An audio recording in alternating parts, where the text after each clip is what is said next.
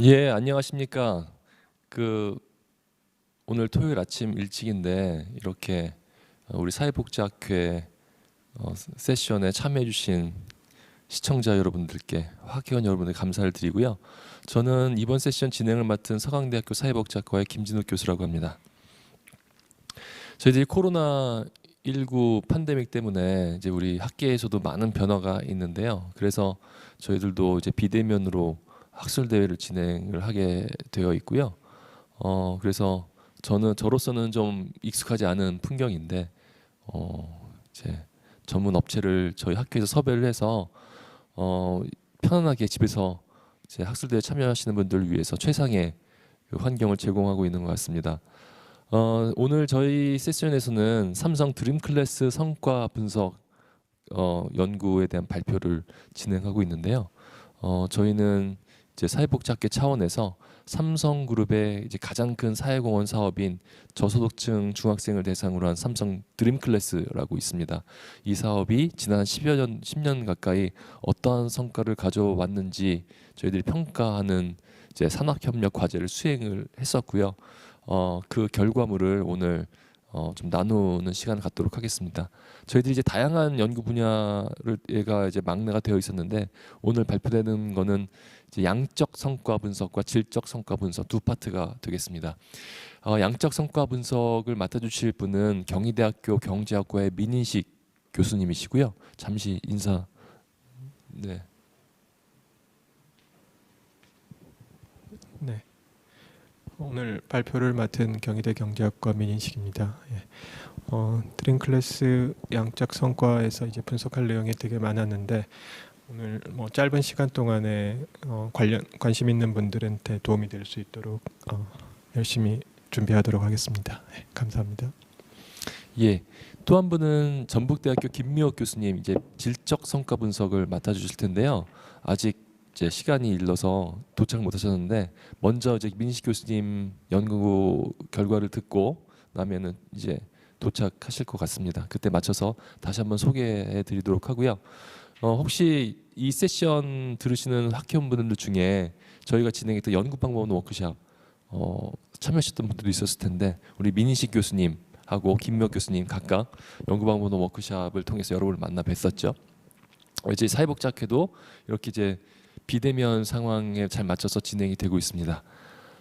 혹시 이제 저희들이 이제 비대면 상황이니까 그 플로어에서 질문을 하신다거나 하는 부분들이 좀 어려워요. 그래서 지금 유튜브를 통해서 이제 중계가 되고 있는데 여러분들이 그 채팅 이용해서 질문이 있거나 코멘트 있으시면 남겨주시기 바랍니다. 하지만 이제 발표자나 저 사회자가 직접 이제 볼 수는 없어서 저희 이 세션을 총괄해 주시는 진행자께서 모니터링을 한 다음에 저희한테 질문이나 코멘트 내용을 전달해 주실 것 같아요. 그래서 질문이 있거나 하시면 언제든 채팅창에 글을 남겨주시기 바랍니다. 그럼 저희가 이제 원래는 11시 예정인데 이 장소에 대한 세팅, 그 다음 세션 세팅 문제가 있고 해서 10시 한 45분에서 50분 사이에는 맞춰야 되거든요. 그래서 제 생각은 한 10시 지금 9시 35분이니까 10시 35분까지 발표를 하고 한 10분, 15분 정도 질문을 받는 걸로 하면 될 것 같아서 우리 민희식 교수님, 김희혁 교수님 각각 한 25분에서 30분 정도 발표를 해주시면 좋을 것 같습니다. 그러면 이제 민희식 교수님께 마이크를 넘겨서 양적 성과 분석에 대한 결과를 듣도록 하겠습니다.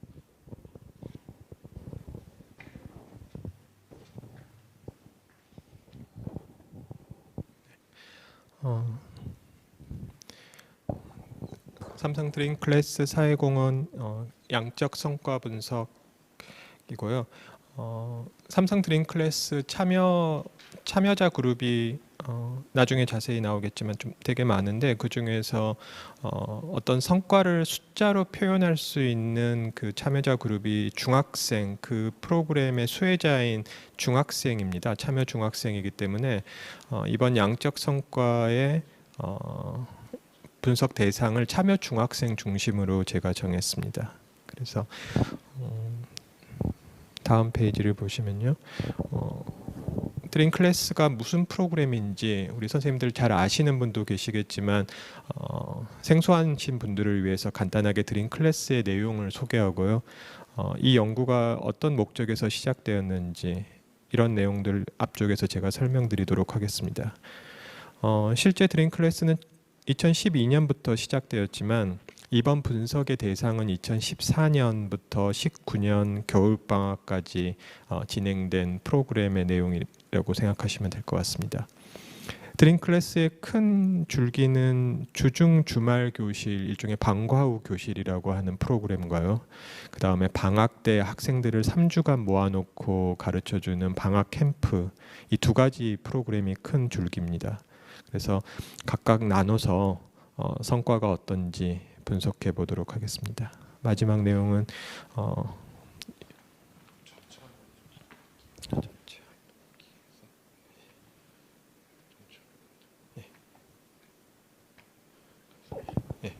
마지막 내용은 결론과 시사점 말씀드리도록 하겠습니다.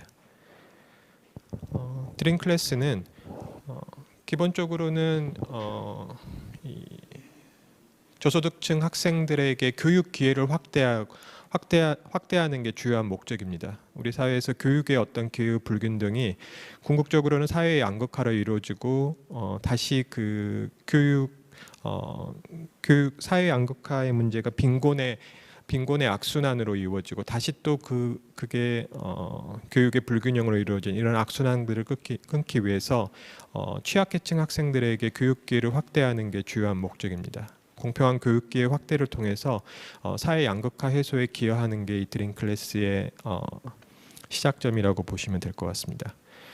구체적인 내용으로는 교육 기회가 열악한 중학생들에게 주요 과목 영어와 수학기의 학습 기회를 제공하고 그런 그 기본적인 학습 능력을 바탕으로 해서 학교 생활에 자신감도 갖고 또 자아 존중감을 가질 수 있는 그런 학생들에게 그런 기회를 제공하는 게 목적이라고 보시면 될 것 같습니다. 드림 클래스의 참여자 그룹은 상당히 많은데요. 아까 말씀드린 되게 많은 그룹이 참여하고 있는데 이 학생들을 가르치는 멘토로 참여하는 대학생들에게 장학금을 지원하는 교육 기부 사업도 일부 포함하고 있습니다. 2011년부터 계획되어 2012년 3월에 처음으로 주중교실 본 사업이 실시되었고 그 다음해인 2013년에 방학 캠프 사업이 시작되었습니다. 그리고 2013년 3월부터는 주중 수업을 할 수 없는 어떤 지역에서는 주말에 학생들을 모아놓고 수업하는 주말 교실 사업 역시 2013년부터 시작되었습니다. 2012년부터 2019년까지 누적 중학생 약 8만 명 그리고 멘토로 참여하는 대학생 약 2만 2천 명이 이 프로그램에 참여하였습니다. 드림 클래스의 참여자 그룹은 이 모든 사업을 총괄하는 삼성 사회공헌 재단 내에 드림 클래스 사무국이 있고요.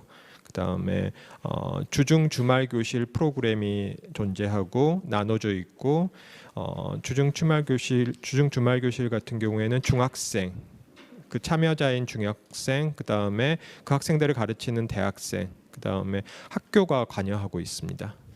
담당 교사 역시 이 학생들을 선발하고 이런 일에 참여하고 있습니다. 본 연구는 참여 중학생 시각에서 살펴본 성과 평가라고 보시면 될 것 같습니다. 특히 아까 말씀드린 대로 성과를 숫자로 표현할 수 있는 양적 평가에 초점을 맞추고 있습니다. 드림 클래스를 많은 돈을 지금까지 제가 알기로는 약 직접 비용만 2천억 정도를 들여서 이 프로그램을 삼성에서 진행하고 있는데요. 많은 돈을 들였기 때문에 성과를 평가해야 되는데 지금까지는 성과 평가에 대한 어떤 명확한 방향이나 지표가 부족했는데요. 그래서 2016년부터 삼성 내에서는 KPI라는 성과 지표를 산출해서 관리하고 있습니다. 다만 이 KPI라는 어떤 그 성과 지표는 매 학기 어떤 매 시점 여기서는 이제 학기마다 관리를 하는데 학기마다 학생들이 성적이 애그리게이트해서 얼마인지 이번 학기에는 얼마고 뭐 출석률은 얼마인지 이런 식으로 좀 횡단면적인 분석을 많이 하고 있습니다. 그래서 어떤 전체적인 큰 흐름을 볼 수 없었다는 그런 단점이 좀 있습니다. 참여 중학생들을 평가하는 그 KPI의 상세 지표 내부에는 학업 성취도 학업 성취도는 아까 말씀드린 대로 영어와 수학 내신 점수라고 보시면 될 것 같고요. 그 다음에 출석률은 뭐 이게 학교 출석률이 아니고 그 드림 클래스 그 프로그램에 참여하는 출석률이라고 보시면 될 것 같습니다. 그 다음에 그 만족도 조사를 통해서 학업 성취감이나 자아 존중감이 어떻게 변하고 있는지 이런 걸 측정하고 있습니다. 본 연구에서 양적 성과 평가 지표는 내신 성적 점수와 그 다음에 만족도 조사에서 관찰될 수 있는 학업 성취감이나 자아 존중감 지표, 크게 이 두 가지 방향으로 성과 평가의 결과를 제시하고자 합니다. 특히 그 양적 성과의 결과를 제시하는 방향은 어떤 학생이 장기간 동안 이 프로그램에 참여하기 때문에 그 시간의 흐름에 따른 학생들이 성장이 과연 나타나는 거냐, 이런 걸 측정하는 게 목적입니다. 단순히 뭐 이번 연도 평균 점수가 몇 점이고 출석률이 몇 %다 이런 것보다는 학생들이 이 프로그램에 꾸준히 참여함으로써 학생의 어떤 양적 성과의 지표가 꾸준히 성장하는 패턴인지 또는 뭐 큰 변화가 없는 건지 이런 걸 측정하는 게 이 연구의 주요한 방향이라고 보시면 될 것 같습니다. 또 하나는 드림 클래스 참여한 학생들은 저희가 데이터를 삼성에서 받아서 분석할 수 있었지만 참여하지 않은 학생들은 당연히 삼성에서는 그런 데이터를 가지고 있지 않습니다. 그렇지만 참여한 학생이 가령 꾸준히 성장을 했다고 하더라도 드림 클래스에 참여하지 않은 일반적인 중학생 역시 똑같은 성장을 한다면 드림 클래스 참여라는 게 아무 의미가 없는 거겠죠. 뭐 누구나 다 성장한다 그러면 굳이 드림 클래스에 가지 않아도 성장할 수 있기, 자기 성적이 상승할 수 있기 때문에 드림 클래스라는 어떤 프로그램의 처리 효과를 측정하기 위해서는 참여하지 않은 학생들의 데이터 역시 필요했습니다.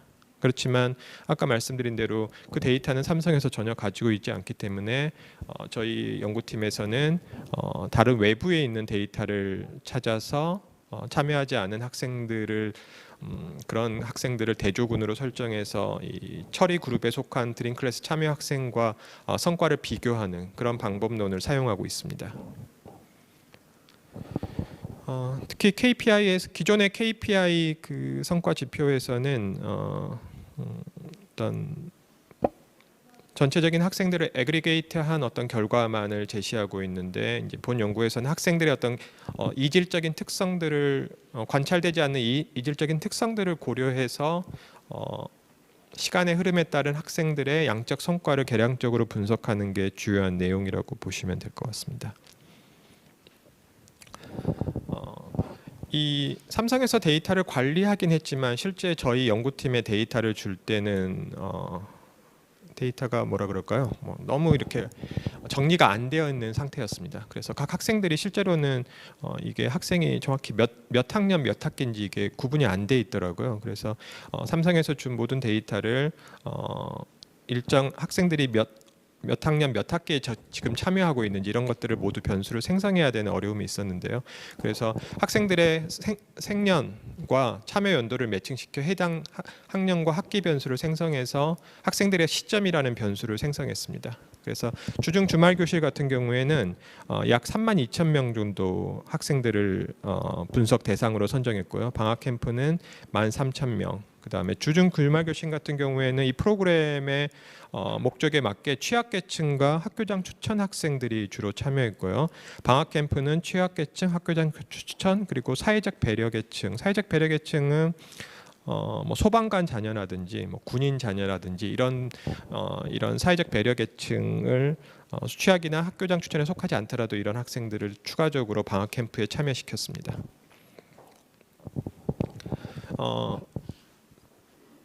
참여 중학생 현황을 간단하게 살펴보면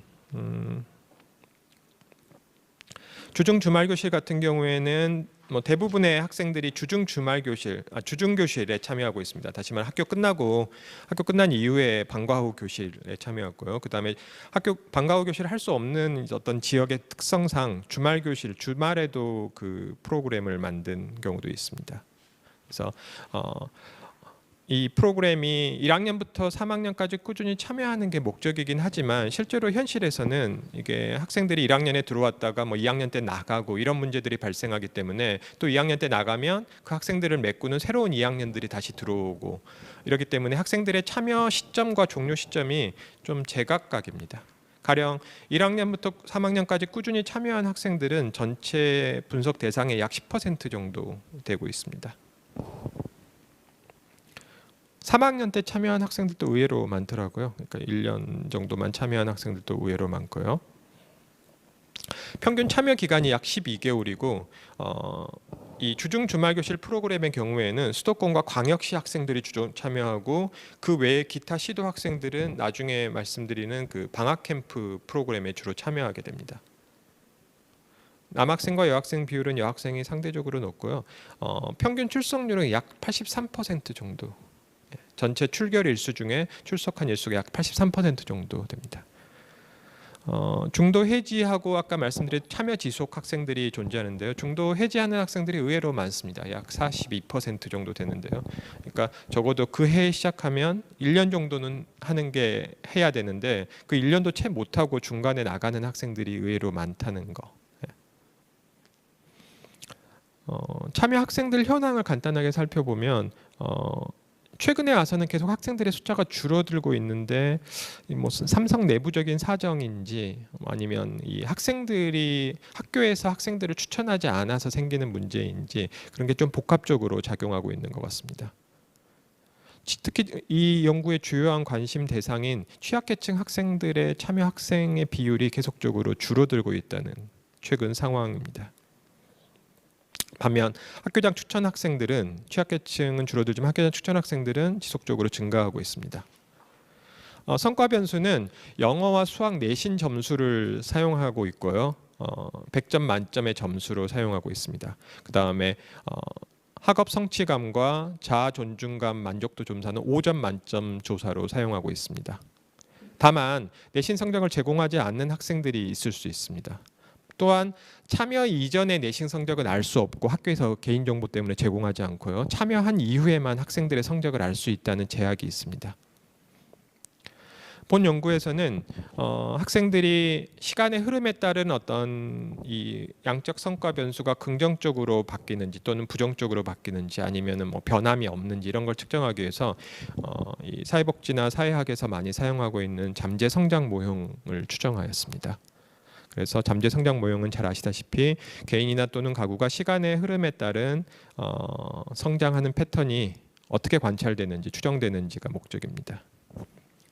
특히 잠재 성장 모형에서는 학생들이 당연히 이질적인 성장 궤도를 가질 수 있다는 점을 고려해서 학생들의 이질적인 특성을 모형 안에 포함해서 어떤 평균적인 성장 곡선을 제시하는 것이 주요한 내용입니다. 그래서 일반적인 잠재 성장 모형이고요. 그 상수항도 개인의 이질성을 포함하고 시간 변수 앞에 기울기에 해당하는 변수 역시 개인의 이질적인 특성을 포함하고 있습니다. 뿐만 아니라 관찰된 X 변수들도 통제 변수로 사용하고 있고요. 이 변수들은 시간에 따라서 변하지 않는 변수들을 이 모형에서 사용하고 있습니다. 특히 시간 변수에 해당하는 람다 t라는 변수는 이 학생의 참여 학기라고 보시면 될 것 같습니다. 그러니까 람다 t의 값은 1학년 1학기 때 참여하면 1, 3학년 2학기 때 3학년 2학기까지 꾸준히 참여하면 이 학생은 1번부터 6번이라는 시간을 갖게 될 것 같습니다. 물론 중간에 참여하는 학생은 그때부터 1이라는 숫자를 갖게 된다고 보시면, 그러니까 누적 학기 이런 개념이 여기서는 시간의 개념이라고 보시면 될 것 같습니다. 아까 말씀드린 대로 통제 변수로서 X 변수, 시간대에 따라 변하지 않는 X 변수들을 사용하고 있고요. 학생들의 기본적인 특성들을 사용하고 있습니다. 그래서 이 시간 변수 앞에 베타가 0보다 크다 그러면 어떤 이질적인 특성을 고려했을 때 평균적인 성장 곡선이 어느 정도 어떻게 나타나는지 0보다 크다면 긍정적인 성장 패턴으로 우리가 해석할 수 있을 것 같습니다. 추정 결과를 살펴보면 이제 내신 점수 같은 경우에는 수학과 영어 점수 나눠서 추정을 해봤는데요. 수학의 경우에는 확실히 그 내신 점수가 꾸준히 참여가 누적될수록 참여 학기가 누적될수록 내신 성적 점수가 유의하게 상승하는 그런 추정 결과를 보이고 있습니다. 반면에 영어 내신 점수의 경우에는 거의 변화가 없다는 걸 알 수 있습니다. 그래서 드림클래스에 참여 학생들이 수학에서는 어떤 학생들을 꾸준히 이 프로그램에 참여하게 하는 게 수학 내신 점수를 꾸준히 올리는 데 효과가 있지만 영어 같은 경우에는 상대적으로 그런 긍정적인 성장이 미약하다라는 걸 알 수 있을 것 같습니다. 가구 계층별로 봤을 때는 취약계층, 이 드림클래스의 주요한 수혜 대상인 취약계층 학생들에서 훨씬 높은 성장 패턴을 보이고 있습니다. 그래서 학교장 추천 학생에 비해서 취약계층 학생들이 성장 곡선의 기울기가 훨씬 가파르게 바뀌고 있고요. 반면에 영어 같은 경우에는 둘 다 유의하진 않습니다. 따라서 영어 역시 영어 점수 같은 경우에는 취약계층이든 학교장 추천 학생이든 성장하는 패턴을 보이진 않는다. 그 다음에 학생들의 만족도 조사를 통해서 학업 성취감과 자아 존중감이 매 학기마다 어떻게 달라지고 있는가 측정하고 있는데요. 그거 역시 같은 방식으로 잠재 성장 모형으로 추정한 결과 모두 긍정적인 성장을 하고 있다는 걸 알 수 있습니다. 학업 성취감 뿐만 아니라 자아 존중감도 모두 긍정적인 영향을 미치고 있다는 것을 알 수 있을 것 같습니다. 그 다음에 좀 더 이 표본의 대상을 좁혀서 이 3년 동안 꾸준히 참여한 학생들만 선택해봤습니다. 아까 그 앞의 결과는 중간에 참여한 학생들도 포함하고 뭐 3학년 때 참여한 학생들도 포함했지만 이번 분석의 대상에서는 3년 동안 꾸준히 참여한 학생들만 대상으로 우리가 했을 때는 이 잠재 성장 모형의 결과가 무엇인지 한번 본 결과 수학은 뭐 예상대로 앞의 결과하고 일치하게 긍정적인 양의 효과가 나오고요. 영어 내신 점수 역시 이 학생들만 대상으로 했을 때는 꾸준히 참여했을 때는 양적 성장 역시 긍정적으로 나타난다는 걸 유의하게 나타난다는 걸 알 수 있었습니다. 다시 말하면 3년 동안 꾸준히 참여한 1학년 때 참여한 학생들은 확실히 영어든 수학이든 이 양적 성과가 꾸준히 상승하고 있다는 것을 이 결과를 통해서 이해할 수 있었습니다. 이건 그 결과에 대한 그래프고요. 아까 말씀드린 대로 드림클래스에 굳이 참여하지 않더라도 학생들의 성적 점수가 영어나 수학 점수가 뭐 1학년 때부터 3학년까지 상승한다 그러면 굳이 드림클래스에 갈 필요가 없겠죠. 네. 그래서 이번 내용에서는 드림클래스에 참여한 학생들과 드림클래스에 참여하지 않은 학생들 간의 잠재 성장 모형 추정 결과를 비교해 보고자 했습니다. 그렇지만 드림클래스 참여하지 않은 학생들이라는 데이터는 삼성에서 가지고 있지 않기 때문에 저희 연구팀에서는 한국 아동 청소년 패널 데이터에 있는 중학생 데이터를 가지고 왔습니다. 비슷한 시기에 중학교 1학년부터 3학년 시점의 학생들을 패널 데이터를 가지고 왔고요. 또한 삼성 드림클래스 참여 학생이 취약계층인 점을 고려해서 이 아동 청소년 패널 데이터에 있는 학생들 역시 취약계층에 해당된다고 예상되는 학생들만 선택했습니다. 물론 그 대상은 가구의 소득으로 저희가 매칭을 시켰습니다. 그래서 가구 소득이 하위 20%에 속하는 가구만을 대상했고요. 하위 20%의 평균 소득은 약 2,286만 원 정도 된다는 걸 알 수 있었습니다. 그래서 학생들 비참여 그룹 학생 역시 취약계층이라고 저희가 가정을 했습니다. 그렇지만 이 두 데이터는 전혀 다른 데이터이기 때문에 어떤 양적 성과 변수를 똑같은 방식으로 측정하고 있지 않습니다. 그래서 가능한 이 성과 변수를 최대한 유사하게 맞추기 위해서 점수 자체를 사용하는 대신 1등급부터 8등급 점수 등급으로 변환시켜서 수학 내신과 영어 내신 점수를 사용하고 학업 성취감 역시 5점 만점으로 변환해서 사용하고 있습니다.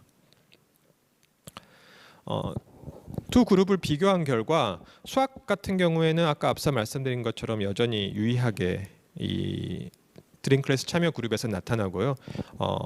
그렇지만 드림 클래스에 참여하지 않은 학생들 같은 경우에는 전혀 긍정적인 성장이 나타나지 않습니다.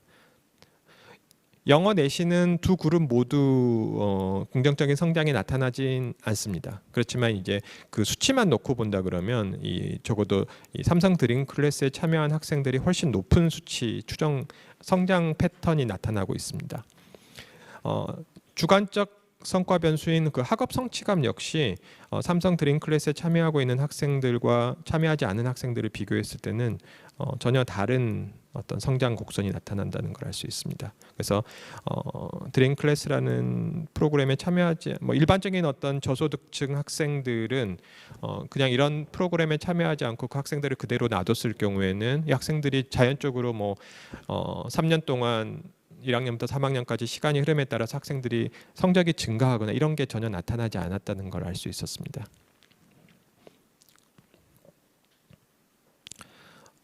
여기까지가 그 주중 주말 교실 프로그램에 대한 결과고요. 방학 캠프는 이제 그 좀 도서 벽지에 있는 학생들은 이제 방학 때 이렇게 한꺼번에 모아서 3주 동안 학생들한테 영어 수학을 대학생들이 가르쳐주는 그런 프로그램을 진행하고 있는데요. 방학 캠프는 실제로는 이 아까 주중 주말 교실과 다르게 반복적으로 참여가 불가능합니다. 현재 삼성 프로그램 규정상. 그래서 가령 자기가 1학년부터 3학년까지 시점이 있으면 어느 딱 한 번만 참여할 수 있는 그런 제약이 있습니다.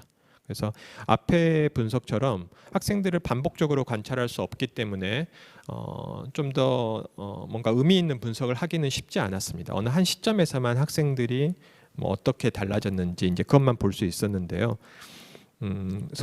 학생들은 방학 캠프 참여 학생들은 서울과 광역시를 제외한 그 기타 시도 거주 학생이고요. 역시 마찬가지로 취약계층 학생이 약 54%를 차지하고 사회적 배려계층, 학교장 추천 학생들 역시 포함되어 있습니다.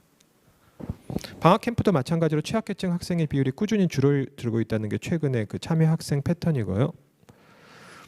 학생들을 평가할 수 있는 성과, 이 방학 캠프의 성과를 평가할 수 있는 유일한 변수는 학생들이 이 방학 캠프에 참여하기 직전, 그러니까 입소하기 직전, 입소하자마자 그때 시험을 보고요. 그 다음에 퇴소하기 직전 3주 후에 이제 다시 한번 시험을 보게 됩니다. 그래서 그 1차 시험과 2차 시험 성적이 유일하게 우리가 관찰할 수 있는 성과 변수였고, 그 점수가 얼마나 상승했는가가 그 방학 캠프 3주 동안의 성과라고 저희가 가정을 했습니다. 1차 시험 점수는 상당히 낮더라고요. 학생들이 왜 이렇게 점수가 낮은지는 잘 모르겠지만 2차 시험은 그에 비해서는 점수 상승폭이 되게 높았습니다. 그러면 이제 저희가 이제 이미 성적이 3주 동안 되게 많이 상승됐다라는 건 알 수는 있지만, 그럼 어떤 학생들이 상승하는 건지, 그 다음에 우리 연구에 관심인 취약계층 학생들은 과연 이런 상승의 패턴에서 어떻게 나타나는 건지 이런 걸 좀 살펴보기 위해서 다음과 같은 간단한 그 선형 회귀 모형을 추정하였습니다. 종속 변수는 각 학생들의 성적의 향상 정도라고 보시면 될 것 같고요. 영어 점수와 수학 점수 각각 사용하고 있고요. 그 다음에 학생들의 가구 계층, 그 다음에 학생들의 학년, 그 다음에 성별, 그 다음에 그 참여 연도, 시간 변수 역시 참여 연도 역시 설명 변수로 사용하는 모형을 추정했습니다. 특히 관심 대상인 그 학생들의 사회적 그 가구 계층의 그 코에피션트를 살펴보면 취약계층 학생들의 수학 성적 같은 경우에는 취약계층 학생들의 성적이 가장 크게 상승하고 있습니다. 그러니까 취약계층에 해당되는 학생들을 3주 동안 놓고 가르쳤더니 1차 시험과 2차 시험 성적 점수가 취약계층 학생들이 가장 크게 상승했다는 걸 알 수 있고요. 반면에 영어 성적 같은 경우에는 취약계층 학생들에게 어떤 유의한 성적 다른 계층에 비한 어떤 성적 상승이 나타나진 않습니다. 오히려 영어 성적 같은 경우에는 사회적 배려 계층 학생들의 성적 향상도가 가장 높았습니다. 이거는 이제 그 결과에 대한 설명이고요. 취약계층 학생의 성적 향상도가 다른 계층에 비해서 높다. 영어는 상대적으로 취약계층 학생들의 성적 향상 정도가 제일 낮다라는 걸 이 그래프가 보여주고 있습니다. 그래서 간단하게 지금까지 설명드린 내용을 결론을 말씀드리면 주중 주말 교실 프로그램 같은 경우에는 꾸준히 학생들을 참여하는 최대 3년 정도 6개 학기 정도를 참여하게 하는 프로그램인데요. 적어도 학생들이 꾸준히 프로그램에 참여하고 관리한다면 이 성과 변수의 핵심적인 내용인 내신 점수 같은 경우에는 수학 같은 경우에는 확실히 학생들이 성적이 향상되는 게 나타난다는 거고요. 특히 그런 어떤 학교 생활을 또 잘할 수 있는 게 성적뿐만 아니라 어떤 학업 성취감, 자아 존중감 이런 주관적 변수인데 이런 주관적 만족도 역시 꾸준히 상승한다는 걸 알 수 있었습니다. 반면에 영어 내신 점수 같은 경우에는 그런 성장 패턴을 찾아보기는 좀 쉽지 않았고요. 그렇지만 적어도 3년간 꾸준히 참여한 학생들에게 나타나는 공통적인 현상은 내신 점수도 상승하고 영어, 수학 모두 그다음에 주관적 만족도, 학업 성취감, 자아 존중감 역시 유의하게 성장하는 패턴으로 추정된다는 걸 우리가 알 수 있었습니다. 이러한 결과는 드림 클래스 참여한 적이 없는 학생들에게도 비교했을 때도 그런 드림 클래스 참여 학생들의 성장 곡선이 대비해서 확실히 양적 성과가 나타나는 패턴을 확인할 수 있었고요.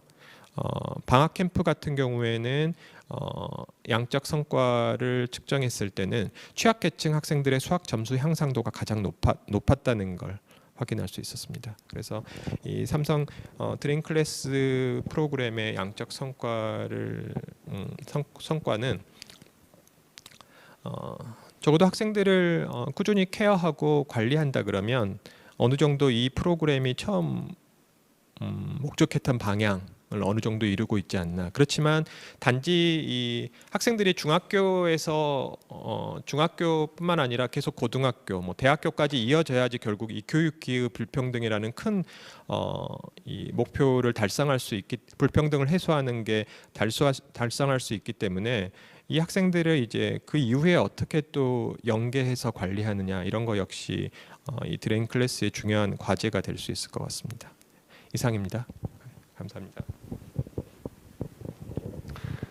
예, 감사합니다, 민식 교수님. 굉장히 그 드림 클래스 사업의 성과에 대해서, 양적 성과에 대해서 잘 정리해 주셔서 발표해 주셔서 감사드리고요. 저희들이 이번 연구를 통해서 얻게 된 중요한 것 중에 하나는 취약계층 아이들을 다양한 방식으로 케어하고 또 이제 학업의 기회를 부여했을 때 실질적인 성적 향상, 그다음에 아이들의 태도 변화, 삶에 대한 그런 부분들에 대한 변화가 나타난다는 것이었고요. 이제 이어서 이제 양적 연구, 우리가 수치를 통해서 확인하는 부분도 있지만 또 이제 질적 연구를 통해서 양적 연구로는 측정되지 않는 그런 부분들에 대해서 어떠한 성과가 있었는지 좀 더 자세한 다양한 이해관계자들의 참여, 그다음에 인터뷰들을 통해서 질적 성과들을 분석해보는 시간을 갖도록 하겠습니다. 질적 연구 분석은 전북대학교 김미혁 교수님께서 맡아주시겠고요. 아까 저희 다 그 소개와 인사말을 했으니까 김미혁 교수님께서 소개와 인사말 포함해 주셔서 앞으로 한 30분 정도 발표해 주시면 감사하겠습니다. 다시 한번 이 참여하시는 분들은, 시청하고 계신 분들은 질문이나 코멘트가 있으시면 채팅창에 남겨주시면 저희들이 발표 마치고 모아서 답변 드리도록 하겠습니다. 김미혁 교수님 부탁드리겠습니다.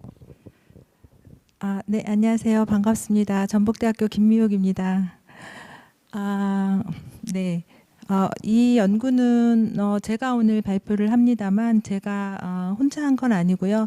한양대학교 허수연 교수님과 또 김진욱 교수님, 강철희 교수님, 또 민희식 교수님, 이렇게 최영준 교수님 함께 했습니다. 오늘 그중에 질적 성과평가에 대해서 저는 발표를 하도록 하겠고요. 아마 이미 민 교수님 그 발표를 통해서 양적으로 드림 클래스가 놀라운 성과를 보여주고 있다, 이런 부분은 말씀을 드린 것 같습니다. 이 드림 클래스가 거의 10년을 넘게 해왔기 때문에 그 양적인 그 지표 측정했던 것 이외에 질적으로 어떠한 성과가 있는지를 찾아가고 탐색하고 그를 통해서 어떤 의미가 있는지에 대해서 오늘 말씀드리도록 하겠습니다. 저는 부제를 좀 달아봤는데요. PPT가 보이지 않는 것 같습니다. 부제를 좀 달아봤는데요. 꿈을 함께 찾아가는 여정이라는 제목으로 이 드림 클래스를 좀 꿈을 찾아가는 여정이라는 부제를 달고 질적 성과 평가에 대해서 말씀드리겠습니다. 우선 전체적으로는 조사 개요 부분을 말씀드리고요. 그리고 두 번째는 어떤 연구 결과 분석에 대해서 말씀드리고 이를 통해서 성과 종합 또 함의 이런 부분들을 말씀드리도록 하겠습니다. 아마 다 아시는 것처럼 이 질적 연구에서 특히 질적 평가에서 다양한 질적 연구 방법 중에서 어떤 거를 선택할 것인가는 굉장히 고민스러운 지점인 것 같습니다. 특히 드림 클래스는 10년이 넘는 오랜 기간 동안 사업을 해왔고 또 굉장히 많은 그 이해 당사자가 있는 상황이기 때문에 어떤 방법이 가장 적절할까 많은 고민을 했었고요. 그래서 이러한 그 드림 클래스의 성격을 가장 잘 반영할 수 있다라고 판단되는 질적 사례 연구 방법을 선택해서 이번 평가를 시도해 보았습니다. 이 드림 클래스 사업 자체가 하나의 시스템으로서 경계를 가진 하나의 케이스로 상정을 한 거고요. 이 질적 사례 연구 방법을 적용함에 있어서 여러 가지 특징 중에서도 이 질적 사례 연구 방법이 어떤 맥락을 고려한 성과를 평가할 수 있다는 점에서 이 드림 클래스가 어떤 맥락하에서 어떤 시스템하에서 어떤 사람들과 이해 당사자들이 참여하고 있는지 이렇게 좀 포괄적이고 통합적으로 보고자 이 방법을 선택을 했고요. 두 번째는 그렇기 때문에 이러한 트라이앵귤레이션 방법을 통해서 굉장히 다양한 그런 자료의 출처를 활용을 하였습니다. 그래서 개별 인터뷰뿐만이 아니고 초점 집단 포커스 그룹 인터뷰도 했고요. 또 다양한 그런 문서 자료들 학부모 만족도랄지 또 기타 홈페이지에 나와 있는 그런 질적 자료들을 분석하였을 뿐만이 아니라 조금 독특한 그런 샘플링을 시도를 했는데요. 그러니까 중학생 참여자들에게 어떤 형태가 가장 좋은 방법일까 고민을 하다가 그 두 개의 학교를 선정을 하였습니다. 그래서 하나의 학교는 드림 클래스가 굉장히 성과가 좋다라고 판단되는 그런 학교를 하나 선택하고 또 하나는 그냥 평균 많은 참여 학교들 중에서 평균이라고 생각되는 그런 두 학교를 선택해서 저희 연구팀이 들어가서 중학생 학생들도 2학년, 3학년 이렇게 살펴보고요. 또 학부모 서포터도 보고 또 교장 선생님이나 또 부장교사나 담당 선생님도 이렇게 좀 학교 안에서 학교라는 세팅 안에서 이 드림 클래스라는 사업이 어떻게 역동적으로 이루어지고 있는지를 두 학교를 살펴보면서 현상을 이해하고자 하였습니다. 뭐 여러 가지 자료 수집 과정에서 여러 가지 힘듦이 있었습니다. 사실 아시다시피 이 연구를 하는 그 시점이 코로나19로 인해서 대면의 인터뷰가 상당히 어려운 상황이었기 때문에 많은 주의, 많은 고민, 그리고 대면뿐만 아니라 줌이나 전화나 이런 여러 가지 다양한 매체를 활용해서 인터뷰를 시도하고자 하였고요. 그 결과 다음 지금 화면에서 보시는 것처럼 드림 클래스의 멘티, 중학교 2학년 10명, 3학년 10명, 또 멘토 학생들, 또 멘토 경험을 거쳐서 현재 직장 생활을 하고 있는 사회인들, 또 이해관계자 13명 이렇게 해서 총 41명이 인터뷰에 참여하였습니다. 이 이해관계자는 드림 클래스와 관련된 학교 교사나 학부모나 장학사나 교육청 사무관이나 또 학교 사회복지사나 이렇게 여러 이해 당사자들로 구성되어 있어서 이 현상을 좀 총체적으로 이해하고자 노력했다는 지점을 말씀드립니다. 또한 그 안에서 이 질적 평가에서 이루어져야 되는 여러 가지 엄격성과 윤리적 고려를 충분히 지키려고 노력하였습니다. 바로 연구 결과 분석으로 넘어가도록 하겠습니다. 41명의 자료였기 때문에 굉장히 방대한 내용을 저희가 갖게 되었는데요. 또 그 인터뷰 자료뿐만 아니라 컨텐트 어널리시스에 할 수 있는 각종 그런 만족도나 그런 평가 데이터, 소감문 이런 것들도 분석을 하면서 다음과 같이 중학생과 멘티, 또 대학생 멘토, 또 이해관계자 이렇게 세 그룹으로 구분을 해서 분석을 하였습니다. 우선 중학생 멘티를 한번 보시면은요.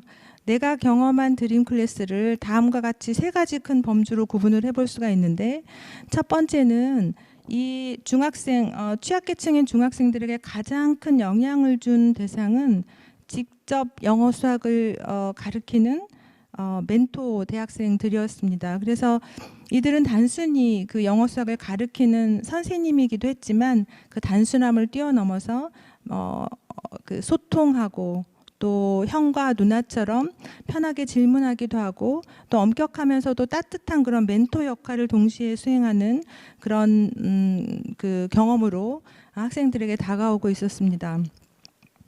두 번째는 이 삼성에서 굉장히 멘토를 엄격하게 선발하였기 때문에 비교적 수업의 질이 굉장히 높았다. 학생들은 이렇게 얘기를 하였습니다. 그래서 무엇보다도 소규모로 진행이 되었고 학원 못지않은 우수한 수업에 대한 그런 만족도가 굉장히 높았다. 이런 얘기를 해주셨고요. 세 번째가 아마 굉장히 이 드림 클래스에 의미가 있는 것으로 생각을 하는데, 동기가 부여가 됐다. 그래서 누군가에게 관심과 사랑을 받는 그런 경험, 그리고 대학생 멘토로부터 얻게 되는 그런 공감대 형성을 통해서 지지를 받는다는 그런 느낌을 통해서 나도 좀 공부를 해보고 싶다. 그리고 나도 더 대학생처럼 나도 대학에 가고 싶다. 나도 저 대학생처럼 명문대에 진학을 해서 나도 사회에 기여하고 싶은 그런 마음이 생긴다. 그런 말씀들을 해주셨습니다. 이러한 그 중학생 멘티가 경험한 그런 드림 클래스를 통해서 결과적으로 어떤 변화가 있었는지를 좀 저희가 분석을 해보았습니다. 우선 양적 분석에서도 알 수 있는 것처럼 성적 향상이 있었습니다. 두 번째는 저희가 인터뷰를 해보니까 대부분 이 친구들이 학원을 가지 않고 방과 후에 주로 집에 있는 시간이 굉장히 많았는데, 나도 이 친구들이 학원을 갈 때 뭔가 나도 공부를 하고 있다는 그런 안도감, 그리고 또 뭔가 공부를 하면서 하루를 뿌듯하게 보냈다는 그런 성취감도 있었고요.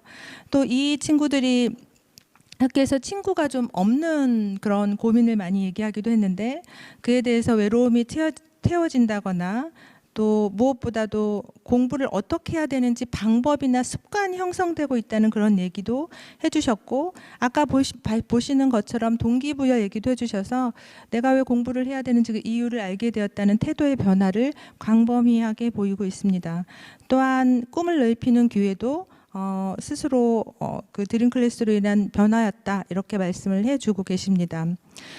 두 번째 굉장히 중요한 그 드림 클래스의 그 연구 참여자가 멘토인데요.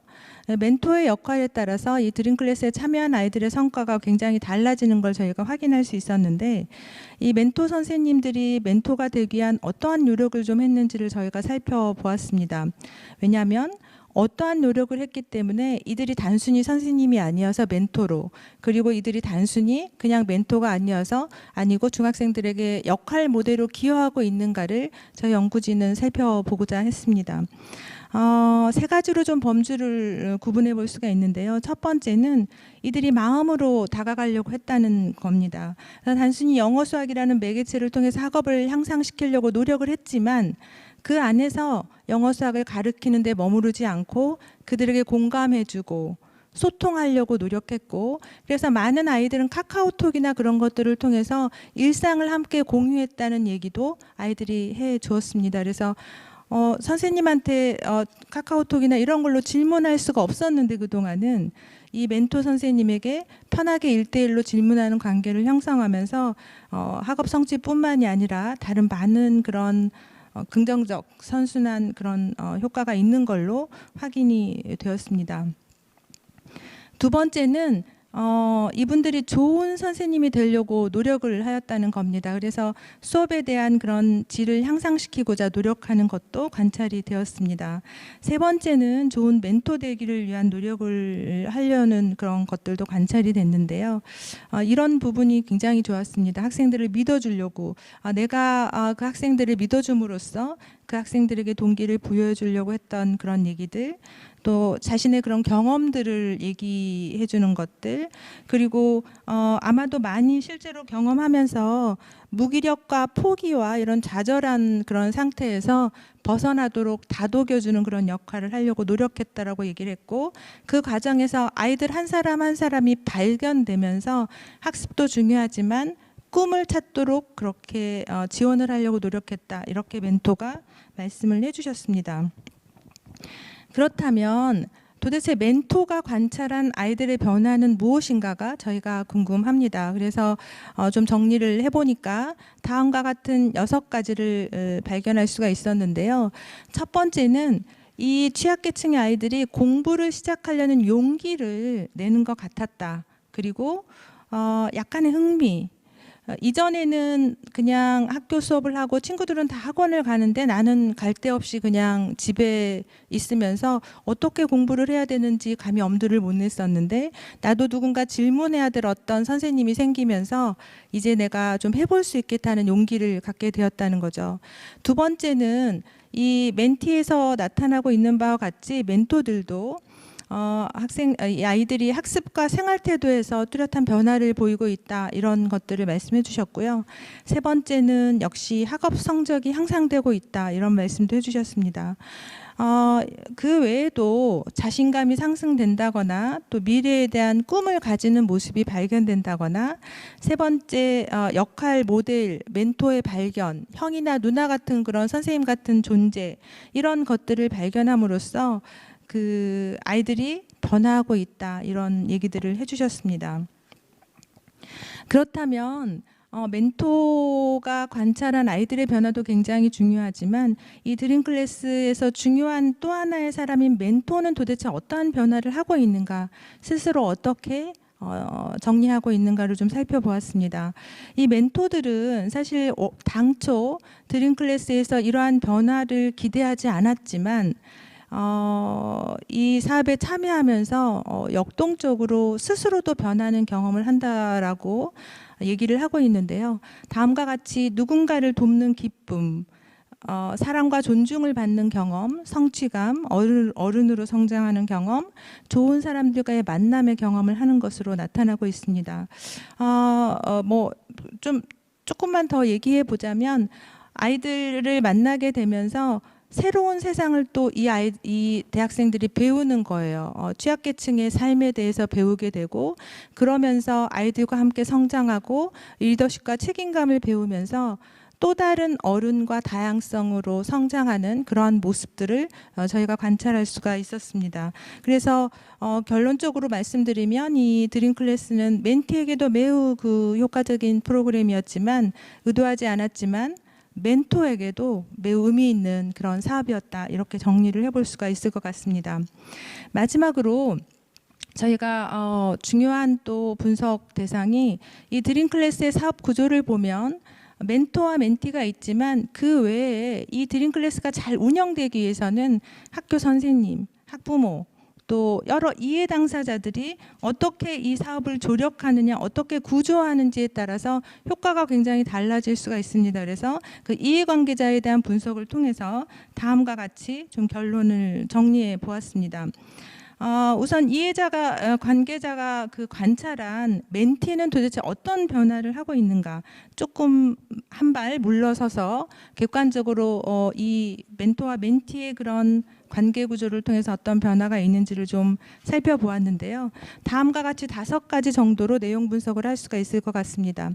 첫 번째는 즐거운 학교 생활의 징검다리가 드림클래스가 되고 있는 것 같다. 실제로 이 친구들은 학교에서 약간 아웃사이더인 경우가 많았습니다. 그래서 친구도 없고 뭔가 좀 외톨이고 이런 경우가 많았는데 이 드림 클래스에 정기적으로 오게 되면서 이 안에서 친구가 생기고 그러면서 학교 생활에 적응이 높아지고 정서적으로도 밝아지는 그런 결과를 나타나고 있다라는 얘기를 해주고 있고요. 또 학력 신장, 선생님들이 말씀하시니까 이렇게 학력 신장이라는 표현으로 저희가 범주가 생성이 됐습니다. 또 진로의 개척, 롤모델의 체계와 자존감 향상 이런 것들을 말씀해 주셔서 지금 멘토와 멘티가 얘기하는 것과 상당히 유사한 형태로 분석되고 있다는 것을 저희가 확인할 수가 있었습니다. 이해관계자가 관찰해 봤을 때 멘티 주변 체계는 또 어떠한 변화가 있는지를 좀 정리를 해 보았는데요. 우선 학교 기존 체계의 지지가 강화되고 있다.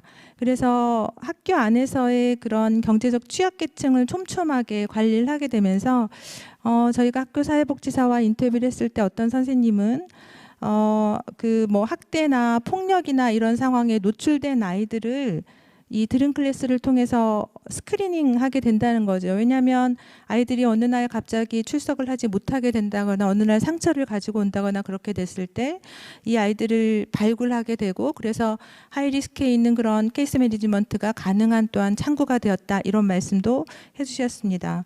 또 학교 체계에 대한 새로운 자극을 제공했다라고 말씀을 하셨는데요. 다 아시는 것처럼 교육투자 지역에 대한 굉장히 다양한 그 교복투 사업이 있지만 이 드림 클래스가 지향하고 있는 여러 가지 목표와 그런 구조와 그리고 삼성의 헌신이 또 다른 학교의 자극이 되었다 이런 말씀도 해주셨습니다. 세 번째로는 부모님에게도 이 드림 클래스가 아이들의 성적이 높아지고 아이들이 밝아지는 걸 보면서 희망의 끈이 되었다 이런 결과들을 도출할 수가 있었습니다. 그렇다면 이러한 연구 결과 분석을 통해서 어떤 결론과 제언을 저희가 도출할 수 있을 것인가가 아마 더 중요할 것 같습니다. 그래서 지금부터는 이 드림 클래스의 성과를 종합해 보면 어떻게 우리가 얘기할 수 있는지 그리고 그 의미는 어떻게 해석할 수 있는지 그리고 이를 통해서 드림 클래스의 그런 성과의 확산을 위해서는 어떠한 방향으로 나아가야 되는지에 대해서 좀 말씀을 드리도록 하겠습니다. 우선 드림 클래스의 성과 종합을 좀 말씀드리면은요, 보시는 것처럼 직접적 효과와 간접적 효과로 제가 좀 나누어 보았습니다. 그래서 직접적 효과는 이렇게 중학생과 멘토의 변화, 실제로 이 사업에 참여한 가장 중요한 두 주체죠. 이렇게 좀 정리를 해볼 수가 있었는데요. 중학생의 변화 같은 경우는 중학생 당사자가 인지한 변화와 멘토가 관찰한 변화, 이해관계자가 관찰한 변화 이렇게 세 가지로 나눌 수가 있을 것 같습니다. 지금 보시는 것처럼 굉장히 유사한 그런 성과들이 나타나고 있는 걸로 정리가 되고 있습니다. 제가 아까 분석에서 자세히 말씀을 드렸기 때문에 각각에 대해서 말씀드리는 건 생략하도록 하겠습니다. 멘토 역시 다음과 같은 이런 변화, 직접적인 효과를 말씀드릴 수가 있을 것 같습니다. 그렇다면 이제 간접적 효과는 도대체 뭔가? 이 드림 클래스를 통해서 가족들은 다음과 같이 두 가지의 큰 경험을 하고 있는 걸로 나타났는데요. 첫 번째는 안전한 돌봄 창구로서의 그런 안도감입니다.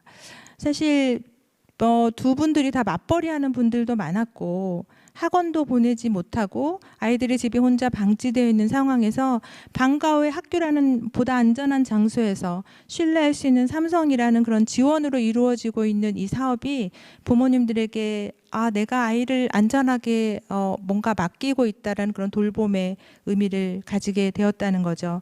그래서 좀 더 편안하게 본인의 일에 좀 집중할 수 있는 계기가 되었다 이렇게 볼 수가 있을 것 같습니다. 두 번째는 아마 이게 굉장히 큰 의미일 것 같습니다. 두 번째는 영어 수학이라는 매개체를 활용하긴 했지만 단순히 그 공부에 끝나지 않고 대학생들에게 배움으로써 경제적으로 일단 학원비가 절약됐다. 그래서 부모님들께서 경제적으로 도움이 되었다라고 말씀하셨고 이 부분에 대해서 아이들도 저희 이 드림 클래스에 참여하게 되면서 학원비를 절약하게 돼서 부모님께 도움이 되었어요. 이런 말씀들을 인터뷰 때 많이 하였습니다. 그래서 경제적으로 학원비를 절약하고 또 형과 누나, 언니 이런 친근한 관계 경험을 통해서 관계 경험이 굉장히 중요하다라고 저는 개인적으로 생각을 했는데요. 이런 일상적이고 보통의 관계 경험을 통해서 건강한 시뮬루스의 성장 기회가 확장되었다. 이런 것들로 좀 정리를 해볼 수가 있을 것 같습니다. 또 다른 한편으로는 이 드림클래스에 참여한 아이들 중에 이 드림클래스 사업으로 인해서 놀랍게도 성적이 향상되어서 1등, 2등 이렇게 하시는 굉장히 우수한 아이들로 변화하는, 그러니까 우수한 성적을 내는 아이들도 변화하는 그런 것들도 있어서 또 이런 것들도 아이들에게 또 가족에게 큰 기쁨이 되고 있는 걸 확인할 수 있었습니다. 두 번째, 학교 측면에서의 간접 효과는 위험으로부터 보호하는 그런 예방의 효과, 그리고 아까 말씀드린 그런 고위험 사례에 대한 발굴, 케이스 매니지먼트의 그런 효과, 그리고 학업 역량을 보완해주는 그런 효과, 이런 것들을 간접적으로 가질 수가 있었습니다. 이 외에도 이런 간접적 효과로는 드림클래스가 단회적이 아닌 지속적인 지원 형태를 가지고 있기 때문에 1학년부터 3학년까지 지속적으로 참여가 가능합니다. 그래서 경제적 취약계층에게 정말 희망의 사다리 역할을 하고 있는 것으로 저희가 연구팀이 그렇게 좀 결론을 내릴 수가 있었고요. 두 번째는 이 멘티 학생들이 성장해서 다시 멘토로서 활동에 참여하는 그런 사례들을 통해서 드림클래스가 굉장히 그 선순환적 효과를 가지고 있다. 그리고 이러한 그 선순환적 효과가 또 다른 그런 많은 그 드림클래스 참여자에게 희망이 되고 있다. 이런 부분들을 말씀을 드릴 수 있었고요. 세 번째는 멘토의 성장, 그리고 삼성의 긍정적 이미지 형성에도 기여했다라고 보여집니다. 그렇다면 지금까지 제가 성과 종합을 말씀드렸는데 이 드림클래스는 어떠한 의미가 있다라고 저희가 해석을 해볼 수 있을까요? 저희 연구팀에서는 이 드림클래스의 참여가 단순히 학업 역량 향상이라는 그런 가시적인 성과뿐만이 아니고 그 이면에 학생들을 버티게 해주는 뼈대, 그리고 앰프와 게임처럼 스스로를 조절하고 새로운 걸 배우는 창구의 의미가 있다. 그래서 건강한 시민으로 성장할 수 있는 그런 토대가 되는 기회를 제공하고 있다. 이렇게 정리를 좀 해보았습니다. 지금 뼈대나 뭐 앰프나 게임이나 이런 것들은 연구 참여자들이 직접 말씀해 주신 것들입니다. 마지막입니다. 그렇다면 이런 그 여러 가지 저희 연구 결과 분석을 통해서 드림클래스가 이렇게 성공할 수 있었던 성공 요인과 또 위험 요인은 무엇이었는지를 좀 정리를 해 보았습니다. 우선 이 성공 요인과 위험 요인에 대해서 정리한 걸 제가 조금 이렇게 여러 가지 측면으로 나누어서 다시 살펴보려고 하는데요. 첫 번째, 대상 측면에서는 드림클래스가 중학생을 대상하고 있다는 점이 굉장히 의미가 있다, 이렇게 생각을 합니다. 사실 저희 연구진들도 영어 수학이라는 그런 매개체를 활용하는 자체가 4차 산업혁명을 지금 논하는 이 시점에 적절한가, 올드하지 않은가, 이런 고민들을 하면서 연구를 시작했었습니다. 그러나 저희가 여러 인터뷰와 그런 자료들을 분석하면서 중학생 시기가 영어 수학이 어려워지기도 하고 어려워지는 거를 또한 한편으로는 중학생이기 때문에 조금 집중을 통해서 그 어려움을 조금 보완하거나 헤쳐나갈 수 있는 그런 생애주기 특성을 가지고 있다. 그래서 적어도 영어 수학이라는 매개체를 활용한 거는 적어도 대상 측면에서는 이 드림클래스 사업과 중학생이라는 그런 생애주기 특성을 볼 때 정합성이 있다. 이렇게 정리를 좀 해볼 수가 있었고요. 멘토를 활용한 것도 이 중학생이 사춘기 질풍노도의 시기라는 측면에서 같은 그런 세대 간의 공감을 확장할 수 있었다는 측면에서 순기능을 가지고 있다라고 평가할 수가 있었습니다. 지원 기간의 측면에서는 다음과 같이 조금 장기적인 측면에서 의미가 있었다라고 보여지고요. 활동 내용 측면에서는 제가 아까 말씀드린 그런 영어 수학이라는 그런 특성, 그리고 또 그 구조의 활용, 이런 측면이 의미가 있었다라고 생각합니다. 또 다른 드림클래스의 성공 요인은 아마 구조적 장치라고 볼 수가 있을 것 같은데요. 멘토와 멘티의 그런 이중 구조, 또 지역 특성을 반영한 활동의 차별화, 그래서 주중 주말과 방학 캠프는 또 지역에 하고 있는 이런 부분들 들이 새로운 어떤 그 효과 창출에 의미가 있었을 걸로 보여지고요. 학교와의 다양한 연계 체계, 그래서 학부모 서포터와 교사들을 활용하고 있다는 점도 굉장히 의미가 있다고 보여지고요.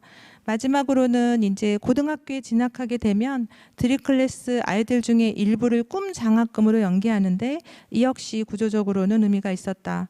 또 삼성이라는 브랜드의 신뢰도 의미가 있었다라고 보여집니다. 그렇지만 이런 성과 요인이 있었지만, 성공 요인이 있었지만 그럼에도 불구하고 위험 요인도 존재하더라라고 말씀을 드릴 수 있을 것 같은데요. 위험 요인은 장기적인 성과 측면에서는 뭐 여러 가지가 지금 있습니다만 그중에 가장 대표적인 거는 희망의 사다리라는 목적은 굉장히 분명하지만 세부 목표를 조금 더 구체화할 필요가 있다. 또 양적 편향 지표를 하지 않고 양과 질의 성과 지표를 함께 종단적으로 구축하는 게 더 좋겠다. 세 번째는 현재까지 굉장히 잘 해왔지만 그런 이론적 지향을 좀 더 분명히 하면 성과 도출이 조금 더 확산될 수 있겠다. 이런 말씀을 드렸고요. 네 번째는 영어 수학이라는 그런 매개체가 실제로 굉장히 효과적으로 기능하고 있음에도 불구하고 드림 클래스의 미래지향 이미지 형성에는 다소 제한 요소로 보여집니다. 따라서 현재 2020년 현재 이런 여러 가지 사회 구조적인 특수 상황을 발휘해서 뭐 비대면 형태랄지 코딩이랄지 다양한 학습 형태와 융합이 고려될 필요가 있다라고 보여집니다. 또 두 번째는 드림 클래스의 위험 요인으로서 효율적 운영 측면을 잠깐 말씀드리고자 합니다. 그래서 교과 운영이나 전달 과정의 모듈화 부족이랄지 또 주중 주말이나 뭐 방학 캠프라는 이런 복잡한 구조가 지역 특성이나 이런 것들을 고려하는 장점이 있지만 그런 또 다른 측면에서는 행정력 투입 가다라는 그런 어려움도 역시 존재한다. 그래서 이에 대한 재고가 필요하다. 이렇게 좀 제언을 해볼 수가 있을 것 같습니다. 이러한 성과와 위험 요인들을 살펴보면서 도대체 앞으로 드림 클래스의 성과 확산을 위해서는 무엇을 해야 될지에 대해서 다음과 같이 4가지 정도로 정리를 해볼 수가 있을 것 같습니다. 우선 드림 클래스의 본질과 그 지향에 대한 성찰이 필요하다. 그래서 지금까지 많은 긍정적인 성과 요인이 있지만 현 시점에서 어떤 이론으로 재무장할 것인가, 그리고 드림 클래스의 목적은 현재 적절한가, 그리고 이 목적을 달성하기 위한 목표와 성과 지표는 체계적으로 구성되어 있는지를 살펴볼 필요가 있다고 생각을 합니다. 두 번째는 종단적이고 순환적인 성과 평가 체계 구축을 통해서 사회적 영향을 가시화할 필요가 있다고 말씀을 드리고 싶습니다. 그래서 장기적인 성과를 위해서는 양적인 그런 종단 지표의 설정뿐만이 아니고 질적인 종단 지표의 설정, 그래서 총체적 이해와 포괄적인 소셜 임팩트를 가시화하는 게 필요할 것으로 보여집니다. 세 번째는 미래지향적 콘텐츠 및 전략의 다각화입니다. 아까 말씀드린 대로 영어나 수학 이외에도 앞으로 미래 사회에 필요한 독해력, 또 코딩, 또 진로 탐색 이런 것들에 대한 그런 전략의 다각화가 필요하다라고 보여지고요. 또 제가 마지막으로 미래지향적 콘텐츠에서 말씀드리고 싶은 거는 미래 사회의 인재상이 도대체 무엇인가에 대한 그런 검토를 통해서 그 인재상에 걸맞는 학습 활동의 구성 그리고 성과 지표의 구성이 필요하다. 이렇게 또 말씀을 드릴 수 있을 것 같습니다. 마지막입니다. 장기적으로 드림 클래스의 브랜드화를 통해서 그 성과가 더 확산될 수 있다라고 생각이 됩니다. 그동안 수고해 주신 삼성 관계자분들과 또 참여해 주신 드림 클래스의 여러 선생님들 또 멘티들에게 다시 한번 감사드립니다. 감사합니다. 네, 감사합니다, 김명욱 교수님. 우리 양적 성과 지표를 통해서는 측정되지 않는 다양한 성과들을 직접적 효과, 간접적 효과까지, 그리고 이제 멘토, 멘티, 그다음에 이해관계자까지 폭넓게 인터뷰를 해서 많은 이제 시사점을 끌어내 주시고 또 드림 클래스가 앞으로 운영해 나갈 방향에 대해서도 제안을 많이 해주신 것 같습니다. 사실 저희가 이 연구를 진행하는 할 때만 해도 처음에는 삼성이 이 사업을 왜 하여야 하고 왜 하필이면 수학이나 영어와 같은 학습 의 목적으로 가야 될 것인가에 대해서는 많은 의구심을 가졌던 것이 사실인데요. 저희들이 많은 분들을 만나보고 학생들을 만나보고 또 대학생 자원봉사자 멘토들 만나보고 선생님들, 교장 선생님, 장학사, 뭐 교육부 관료들 이런 분들 다 이제 인터뷰를 하면서 저희들이 다른 곳에서 할 수 없는 굉장히 집중적인 케어와 자원 투입을 통해서 이 저소득층 아이들이 많은 부분들이 변화했구나라고 하는 것들을 알 수 있었습니다. 그래서 좋은 부분도 있었고 또 앞으로 사업의 개선 방향에 대해서도 저희들이 제안을 한 상황이고요. 이제 두 분 양적 성과 발표와 질적 성과 발표에 대한 발표는 다 마쳤습니다. 이제 그 저희들 지금 시청하시는 분 중에서 질문이 있는지를 제가 지금 모니터링하고 있는데 질문은 아직까지 이제 없는 걸로 이제 그 나오고 있어서 혹시 발표 때 저희들이 뭐 그렇다고 질문을 뭐 해주세요라고 얘기할 수는 없는 상황이라서 혹시 두 분께서 혹시 못다 하신 말씀 있으시면 좀 약간 좀 보완해서 한 1, 2분 정도 말씀해 주시고 또 그때까지 질문이 오르지 않으면 마치는 걸로 그렇게 진행을 하도록 하겠습니다. 혹시 미니스 교수님 혹시 이제 못다 하신 말씀 있으시거나 그러시면 없으세요? 김명 교수님도 혹시 뭐 못다 하신 말씀이 있거나 질문이 있을 줄 알았는데 질문이 뭐 채팅창에 올라오질 않아가지고 특별하게 저희들이 리스폰스를 해야 될 부분들은 없는 것 같아요. 예, 그러면 토요일 아침 일찍부터 저희 유튜브 통해서 양적 성과 발표, 질적 성과 발표 시청해주신 학회 회원분들께 감사드리고요. 어려운 상황이지만 이렇게 학회를 성공적으로 개최할 수 있게 해주신 학회 관계자 여러분들 그리고 각 분과별 학회 담당자분들께 감사드리고 또 이런 저희들로서는 처음 해보는 이런 설비를 통한 비대면 학술회를 할 수 있도록 지원해주신 관계자분들께도 다시 한번 감사를 드립니다. 그럼 저희 세션은 좀 시간이 좀 일찍 되긴 했지만 여기서 마치겠고요. 그리고 이 채널을 통해서 다음 세션 또 진행이 되니까 11시부터 다음 세션을 이어가도록 하겠습니다. 지금까지 시청해주신 여러분 감사합니다. 여기서 마치겠습니다.